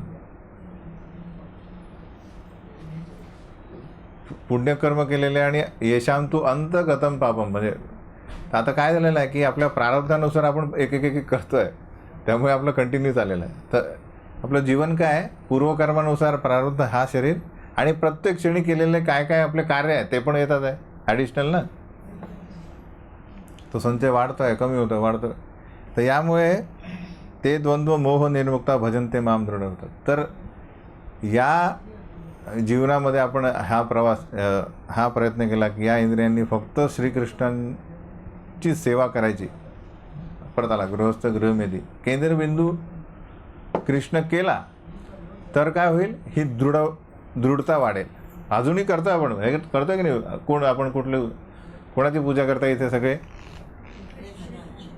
हो काय प्रॉब्लेम आहे, प्रॉब्लेम काय, दृढता नाही आहे. दृढता कुठे चाललेली आहे, पुढे चालली आहे प्रपंच, इतर भरपूर ठिकाणी विभागलेली आहे ती. म्हणून आपण म्हणू अरे अजून मला टेस्ट आली नाही, अजून मला वाचनाचं हे नाही आहे, म्हणजे सेवेमध्ये मन लागत नाही. कारण काय झालेली आहे, सर्व कार्य जे करतोय आपण म्हणजे ते कृष्णासाठी करतोय हे जेव्हा येईल. तर बेसिकली सांगण्याचा उद्देश की तर एक कथा आपण बघू की एकदा आपले सर्व गोपी जे आहेत ते दुर्वास मुनींना दुर्वास मुनी आले तर खूप प्रकारचे व्यंजन देतात त्यांना. ते खाल्ल्यानंतर अरे आता यमुना क्रॉस करायचे तर कशी करणार, तर दुर्वास मुनी म्हणतात की त्यांना सांगा यमुनेला की दुर्वास मुनी जे आहेत हे फक्त दुर्वा रस खातात. त्यांनी सांगितलं आहे रस्ता द्या, ते रस्ता देते. गोपी म्हणतात अरे असं पॉसिबल आहे का, तुम्ही एवढे व्यंजन खाल्ले आमच्यासमोर, एवढे पकोडे हे सगळे खाल्ले, तुम्ही फक्त तेवढे करा फक्त. ते जाता म्हणतात हे जण दुर्वास ऋषी जे फक्त दुर्वा रस खातात, त्यांच्यासाठी हा रस्ता द्या, तो यमुना रस्ता देते. म्हणजे असं कसं शक्य आहे, कारण ते दुर्वास मुनी जे काही खातात आहे ते कुठला कॉन्शियसनेसने खातात आहे, चेतनेने की हा दुर्वारसच आहे, हा गुलाबजाम नाही आहे, हातात गुलाबजाम आहे पण त्यांची चेतना काय आहे, दुर्वारस. म्हणजे एन्जॉईंग मेंटॅलिटी नाही आहे. तसं मी म्हणाल की हे की नाही, आपण त्याचं हे करू, हे नको ते नको. कारण काय, माझ्या जीवेला काय. तर ओव्हरऑल आपला जो प्रत्येक इंद्रियांना श्रीकृष्णांसाठी करतो आहे, सेवा करतो, त्याचं त्याला गृहस्थ. म्हणून गृहस्थ काय हे आहे, हे घर कृष्णाचं आहे, हे जे आहेत माझे कुटुंबीय हे कृष्णाचे दास आहेत, त्यांना सदैव कृष्ण स्मरण व्हावे याच्यासाठी मी प्रयत्न करेल. त्याला म्हणतात गृहस्थ. अशी व्यवस्था मी निर्माण करेल की माझ्यासमवेत सर्वजण सदैव कृष्ण नाम घेतील. हे माझी जबाबदारी आहे. त्याच्यात मग कुठल्याच प्रकारचं ते काय म्हणतात त्याला ॲडिशनल कर्म येणार नाही, इन द सेन्स आसक्ती येणार नाही. कारण का सगळ्यांची आसक्ती कोणाकडे आहे, माझी पण, म्हणजे त्या व्यक्तीचे पण आहे, आणि तो सगळ्यांना काय करतो, आसक्त कोणाकडे नेतो आहे, श्रीकृष्णाकडे. सगळे विन विन सिच्युएशन. ह्याच्या लक्षात, त्याला म्हणतात गृहस्थ. तर अशा प्रकारे दृढता ही ऑटोमॅटिक येईल. कारण काय केलेलं आहे, एकत्रित केले, केंद्रबिंदू गेलेला आहे आपण. तेव्हा कुठे आपल्याला नेक्स्ट जन्म हा राहणार नाही. तर एवढं सगळं त्यांनी, हा भरपूर महत्त्वाचा श्लोक आहे 5 नंबरच्या ह्याच्यात, की भक्ती खंडित होण्याची कारणे हा एक. आणि दुसरं म्हणजे भक्ती कधीही झिरो होऊ शकत नाही. जे जे काय केलं ते सदैव आपल्याकडे राहील. त्यानंतर सुखदेव गोस्वामी म्हणतात, राजकुमार प्रियव्रत एक महान भक्त होते, कारण त्यांनी आपले गुरु नारद मुनी यांच्या चरणकमलांचा आश्रय घेतला होता, आणि म्हणून त्यांना दिव्य ज्ञानाचे सर्वोच्च पूर्णत्व प्राप्त झाले होते. प्रगत दिव्य ज्ञानामुळे ते सदैव आध्यात्मिक विषयांच्या चर्चेत मग्न असत, आणि त्यांनी इतर कोणत्याही गोष्टीकडे आपले लक्ष विचलित होऊ दिले नाही. त्यानंतर पित्याने राजकुमाराला जगावर राज्य करावे अशी आज्ञा केली, आणि शास्त्रांनुसार हे त्याचे कर्तव्यच आहे हे त्याला समजावून सांगण्याचा प्रयत्न केला. तथापि राजकुमार प्रियव्रत भगवंतांचे निरंतर स्मरण करून आणि आपली इंद्रिये भगवत सेवेमध्ये निमग्न करून भक्तियोगाचे अव्याहत आचरण करीत होते. म्हणून पित्याची आज्ञा नाकारता येत नव्हती. तरी त्यांनी तिचे स्वागतही केले नाही. यास्तव त्यांनी अत्यंत विचारपूर्वक हा प्रश्न उपस्थित केला की राजसत्तेचे उत्तरदायित्व स्वीकारल्यानंतर मी भक्तिमय सेवेच्या मार्गावरून भ्रष्ट तर होणार नाही ना. तर आज्ञा धुतकारून लावली नाही, पण स्वीकारली पण नाही. त्यांचा मेन मुद्दा काय, कृष्ण भावनेमध्ये राहणार आहे का, प्रॉब्लेम नाही मला, आत्ता जसं आहे तसंच तिकडे गेल्यानंतर भ्रष्ट होणार नाही का, हा प्रश्न विचारला.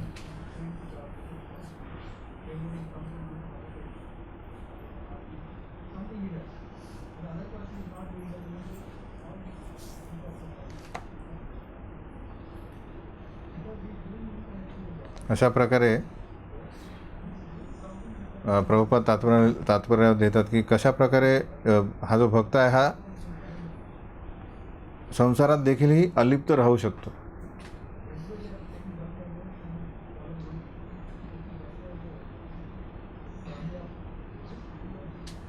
एक श्लोक आहे,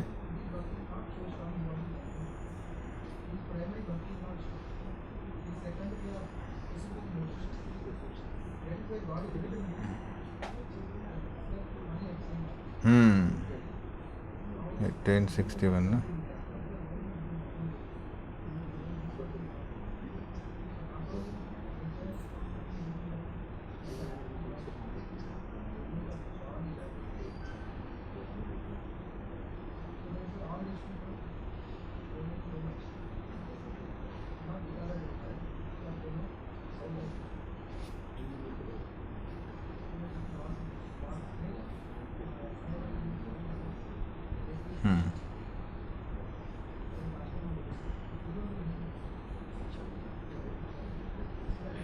हां, बेसिकली तो द्वारका पत्नींवर दिलेला आहे 10वा स्कंद 61वा अध्याय आणि 4था श्लोक आहे की कशा प्रकारे श्रीकृष्ण हे काय आयडियल ग्रहस्थासारखे म्हणजे दाखवतात की यद्यद आचरती श्रेष्ठच, की जोपर्यंत मी व्यवस्थित व्यवहार करत नसेल तर प्रजा कशी करेल. म्हणून त्यात लिहिलं आहे कशा प्रकारे या ज्या त्यांच्या पत्न्या आहेत त्या अशा प्रकारे प्रयत्न करायचे की विविध प्रकारे त्यांचं लक्ष केंद्रित श्रीकृष्णांचं लक्ष आपल्याकडे केंद्रित करण्याचा प्रयत्न करत असत. पण यस्येंद्रियम विमथितुम करणेर न शेकुः, आपल्या विविध प्रकारच्या हावभावांमुळे भ्रूमंडल प्रहित सौरत मंत्र संदेह स्मायावलोक स्मितहास्य करत वगैरे, पण तरी श्रीकृष्ण हे कशा प्रकारे हे एजिटेट होत नव्हते. इन द सेन्स कृष्ण त्यांच्याकडे आसक्त झाले नाही. सिमिलरली मागच्या श्लोकमध्ये आपण बघितले की हा भगवत भक्त कधीही कुटुंबियांवर आसक्त होत नाही, तर श्रीकृष्णांच्या पदचिन्हावर चालत. पण आपण बघितलं की आपल्या आवश्यक ज्या सर्व जबाबदाऱ्या आहेत तो पूर्णपणे पालन करून सगळ्यांना भगवंतांकडे तो प्रेमाने मुलांबाळांशी प्रेमाने व्यवहार करून सर्व कौटुंबिक कार्यांवर कार्य संपूर्ण करत आसक्त राहत नाही. सर्व महत्त्वाचं आहे. जबाबदारी करणे, आसक्त न राहणे आणि सगळ्यांना श्रीकृष्णांवर आसक्त करणे, या 3 कार्य काय करणे. जबाबदारी प्रेमाने, असं नाही की बर्डन आहे, तर सर्व जबाबदाऱ्या प्रेमाने पत्नी आणि मुलबाळे आणि इव्हन नातेवाईकांसोबत प्रेमाने करणे.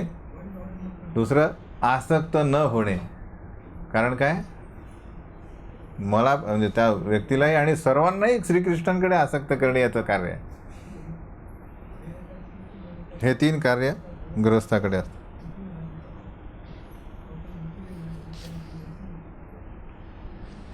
त्यानंतर शुकदेव गोस्वामी म्हणतात की ब्रह्मदेव या विश्वामध्ये, त्या ठिकाणी मग ब्रह्मदेव येतात जे विश्वामध्ये सर्वप्रथम जन्मलेले जीव आहे. ते येतात आणि काय करतात, स्वतः समेत सर्व धामातून, जे सर्वोच्च धामातून विविध लोक आहे,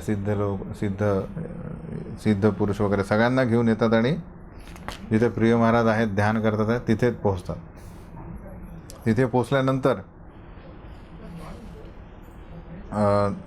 नंतर काय होतं, तर ब्रह्मदेव कशावर आलेले आहे, हंसावर आलेले आहे. तर त्यांच्यासोबत सिद्ध लोक, गंधर्व, साध्य लोक, चारण लोक सगळे. तर राजा जो आहे तो एकटा येत नाही, आपल्या पार्षदांसोबत येतो. तसेच ब्रह्मदेव पण भरपूर जणांसोबत येतात.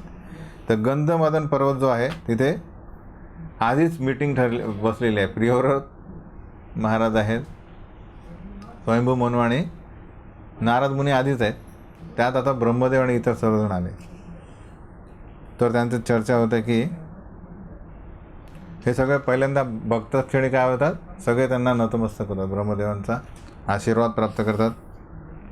आणि नंतर म्हणतात की शेवटी ब्रह्मदेव सर्व पूजा वगैरे स्वीकारतात आणि स्मितहास्य करत, प्रियव्रताला प्रोजेक्ट द्यायचा आहे ना, राज्य द्यायचं आहे सगळं, आणि तो तयार नाही आहे. म्हणजे मॅनेजरला काय करावं लागतं, होऊन जाईल, पण स्मितहास्य करत पहिले बोलायला लागतात. तर हे आवश्यक का बरं आहे, तर यावरून आपण इव्हन मॅनेजमेंट प्रिन्सिपल पण काढू शकतो. कशा प्रकारे कार्य साध्य करण्यासाठी व्यक्तीला दम देऊन चालणार नाही. त्याला काय दिलेलं पाहिजे, त्याला दिलं पाहिजे सामर्थ्य आणि प्रोत्साहन. तर हा या तात्पर्यामध्ये पण आपलं श्रील प्रभुपाद लिहितात कशा प्रकारे आपल्या जीवनामध्ये काय आवश्यक आहे, आपले कौशल्य नाही,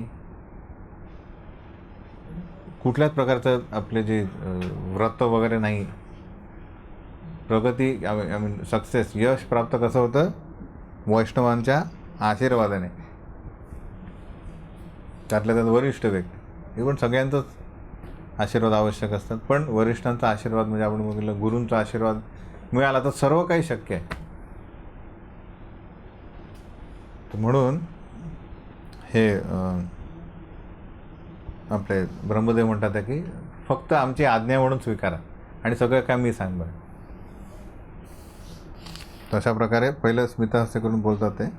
श्री भगवान वाच निबोधता ते दम अमृतं ब्रवीमि मासुवितं देवम अर्हस्य प्रमेयं वयं भवस्ते तत एष महर्षि वहाम सर्वे विवशा यस्य दृष्टम. माझे म्हणणे लक्षपूर्वक ऐक. काय म्हणतात आहे? आपल्या प्रायोगिक ज्ञानाच्या पलीकडे असणाऱ्या भगवंतांची असूया करू नकोस. असूया म्हणजे त्याला द्वेष करू नको. भगवान शिव तुझे पिता, ह्याचे पिता कोण आहे? स्वयंभू मनू, महर्षी नारद आणि मी, अशा या सर्वांनाच भगवंतांच्या आज्ञेचे पालन करावे लागते. आम्ही त्यांच्या आज्ञेचे उल्लंघन करू शकत नाही. हे सगळे कोणा राजे आहेत, हे की नाही? प्रजेंचं पालन करणे आवश्यक आहे. आणि हे कोणाची आज्ञा आहे? साक्षात भगवंतांची. श्री विष्णूंनी ब्रह्मदेवांना दिली, ब्रह्मदेवांनी स्वयंभू मनूला दिली, स्वयंभू मनू आता प्रियव्रताला देतात. डायरेक्टली म्हणजे इनडायरेक्टली कोणाची आज्ञा आहे? ही भगवंतांची आज्ञा आहे. आणि ती इव्हन शिवजी आणि ब्रह्मदेव म्हणतात मी पण उल्लंघन करू शकत नाही. एवढी पाव. म्हणून हे लक्षपूर्वक आहे. असा विचार करू नको मी करणार नाही, मी पण सोडणे, मग तुला यश प्राप्त होणार नाही. इव्हन तू जे काय करतोयस ते त्यात.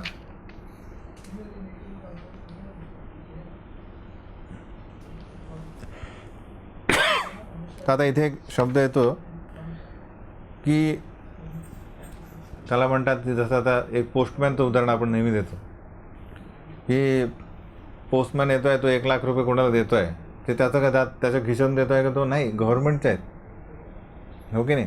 आणि किंवा काही नोटीस देतो, कोर्टाची नोटीस देतो आहे, तो वैरी झाला का? तो काहीच करत नाही. तो फक्त काय करतो आहे? फॉलो करत आहे गव्हर्नमेंटला. चांगलं किंवा वाईट ते तुमच्या याच्यावर आहे, कर्म. सिमिलरली म्हणजे भगवंतांचा आश्रय घेतल्यानंतर त्या संपूर्ण आश्रय झाल्यानंतर काय होत आहे? एक की भगवंतांची शक्ती पण आपल्याला प्राप्त होते.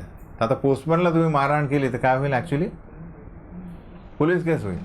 कारण काय? तो डायरेक्ट गव्हर्नमेंट रिप्रेझेंटेटिव्ह येतो, हे की नाही? आलं तर लक्षात. सिमिलरली इथे ब्रह्मदेवांना पण म्हटलं, आणि इव्हन ब्रह्मदेवांच्या इथे भगवान उवाचे म्हटलेलं ना, तर ब्रह्मदेव काय म्हणलेलं आहे की ब्रह्मदेव हे पण अशा प्रकारचे व्यक्ती आहेत की जे या भौतिक कार्यांमध्ये जवळपास त्यांना पण कुठलंही रिॲक्शन येत नाही. इन द सेन्स अपापविद्धम हा एक जो आपण भक्ती रसामृत सिंधूमध्ये बघितला. अपापविद्धमचा काय अर्थ आहे? ज्याला कुठल्याही पापकर्माने तो लिप्त होऊ शकत नाही, त्याच्यावर पापकर्म लागू शकत नाही. तर उदाहरण काय दिलं होतं आपण? सूर्याचं उदाहरण. काय सूर्याचं उदाहरण आहे?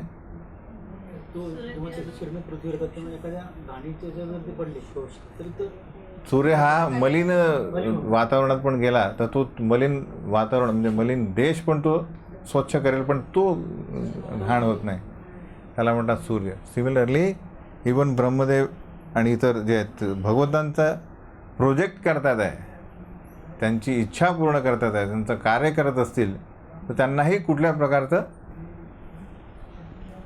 रिॲक्शन लागणार, कारण ते पण मग अपापविद्धम झालं. ते काय झालं? पारंपरिक वेल्थ फॉर, त्याला काय म्हणतो आपण? मेरी हे त्याला काय म्हणतो आपण? पुंजी म्हणतो ना. वडिलोपार्जित काय देतात ते? वारसा. पैशाला काय म्हणतात? वारसाच म्हणतात. वसियत नाही, वसियत नाही, पुंजी जे काय असेल. हिंदीमध्ये काय, बॉलिवूडमध्ये म्हणतात मेरा, एनिवे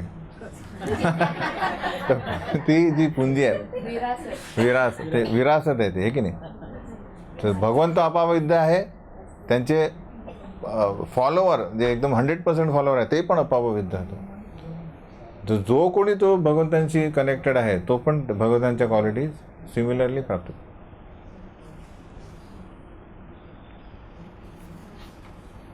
म्हणून इथे 2 गोष्टी आवश्यक दिल्या आहे की ज्या अर्थी शिवजी आणि ब्रह्माजी आम्ही आज्ञेचं पालन, आम्ही आज्ञा अस्वीकारू शकत नाही, उल्लंघन करू शकत नाही, तर म्हणून तू पण करू नको. डायरेक्टली सांगतो तुला फॉलो कर, कारण तू आमच्यासारखा पॉवरफुल नाही आहे.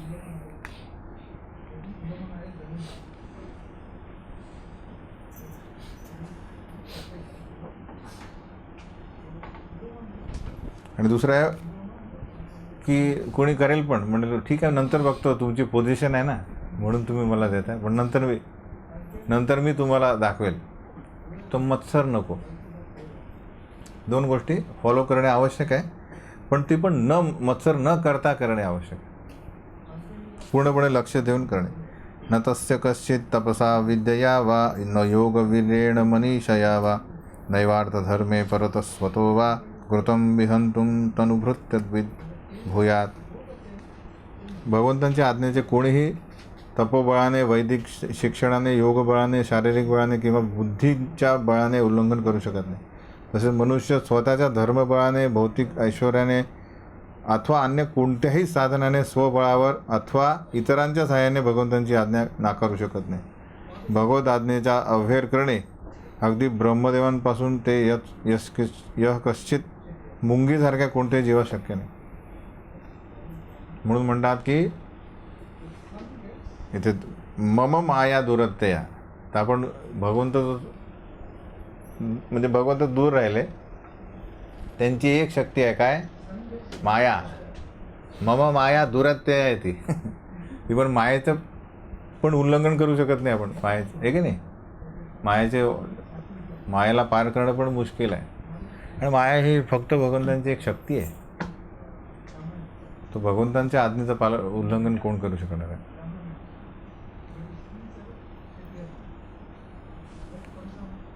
म्हणून ते म्हणतात की मनीषया म्हणजे बुद्धीने वापर कर. बुद्धीचा वापर कर. कशा प्रकारे? की कुठलीही गोष्ट वाईट नाही आहे, त्याचा कशा प्रकारे वापर करतात त्याच्यावर ते अवलंबून आहे की वाईट आहे. चाकू वाईट आहे की चांगला आहे? काय कशासाठी तो उपयोगात आणतात त्याच्यावर अवलंबून आहे तो, हे की नाही? डॉक्टरने यूज केला तर चांगला आहे, चोरांनी उपयोग केला तर तो वाईट आहे, म्हणजे वाईट रिॲक्शन देते. सिमिलरली या भौतिक जगात सर्व काही कशासाठी आहे? भगवंतांच्या संतुष्टी प्रित्यर्थ केलं तर कुठल्याच प्रकारचं काही नाही आहे, रिॲक्शन नाही आहे. म्हणून ते म्हणतात की एक गोष्ट काय की काय प्रॉब्लेम क्रिएट करते? भौतिक आसक्ती. तर ती आसक्ती काढा आणि कृष्ण आसक्तीमध्ये लावा. तर विषय आसक्ती, सर्व गोष्टींमध्ये जी आसक्ती आहे विषय, ती अनासक्त व्हा. अनासक्तस्य विषयान यथारण उपयुंजतः. यथारण उपयुंज म्हणजे हा माईक कशासाठी दिलेला आहे? तर कृष्ण कथा गाण्यासाठी. तर त्यासाठीच उपयोग करा. तो मारण्यासाठी म्हणजे नका किंवा दुसऱ्या कुठल्यासाठी नका करता, किंवा मग ढोल वाजवण्यासाठी नका. यथारम उपयुंजत. तर हे जाणणे मनीषा म्हणजे बुद्धी. आणि निर्बंधे कृष्ण संबंधे. या तर कृष्ण संबंध त्यात आला की कुठल्याच प्रकारे बंधन लागणार नाही. युक्तम वैराग्य. युक्तम म्हणजे जेवढं हवं कशा प्रकारे कृष्णाची अशा प्रकारे मी याने सेवा करू शकतो तेवढे करणे. माझ्या स्वतःसाठी मी थोडा पाठ काढतो म्हणजे ते बंधन आलं. म्हणून इथे म्हणतात की इव्हन तू काय कर, फक्त काय आता काय करतो? तपश्चर्या करतो. आता हे राज्य कर. कोणासाठी? श्रीकृष्णांच्या संतुष्टी प्रित्यर्थ. अशा प्रकारे कुठल्याच प्रकारचं बंधन लागणार नाही. भवाय नाशाय च कर्म कर्तुम शोकाय मोहाय सदा भयाय सुखाय दुःखाय च देहयोगम अव्यक्तदिष्टम जनतांग धत्ते. भगवंतांच्या आज्ञेचे सर्व जीव, मन आणि जीव जन्म आणि मृत्यू, कर्म, शोक, मोह, भविष्यातील संकटांचे भय आणि सुख तथा दुःख या गोष्टी अनुभवण्यासाठी विविध प्रकारची शरीरे धारण करतात. तर बेसिकली ही पण काय आहे? भगवंतांची आज्ञाच आहे की तुम्ही इथे राहू शकत नाही. ठीक आहे, प्रयत्न करा, भौतिक जगात घ्या विविध शरीरे, प्रयत्न करा. म्हणून प्रकृते क्रियमाणाने गुणे कर्माणे सर्वस्या अहंकारा विमूढात्मा करता आम्ही. म्हणून इथे येऊन आपण विविध प्रकारचे प्रयत्न करत असतो. नंतर ते म्हणतात यद्वाचितंत्यां गुणकर्मदामभि सुदुस्तरे वत्स वयं सुयोजिता सर्वे वहामो बलिम ईश्वराय प्रोता नसीव द्विपदे चतुष्पद. तर आपण काय म्हणतात त्याला, आपल्याला दुसरा पर्यायच नाही आहे. कशा दिलेलं आहे की जसं एखादा समजा बैल असेल, त्या बैलाला कसं चालावं लागतं, तर शेतकरी नाकात वेसण घालतो, तर जसा तो ओढेल तसं काम करायचं. तशाच प्रकारे आपण सर्वजण काय भगवंतांनी दिलेले जे वैदिक आज्ञा आहेत त्यानुसार कार्य करण्यासाठी बाध्य आहोत. दुसरं काही आपल्याला पर्याय नाही. तर वर्णाश्रमाची जी विभागणी केलेली आहे त्याला टाळू शकत नाही आपण.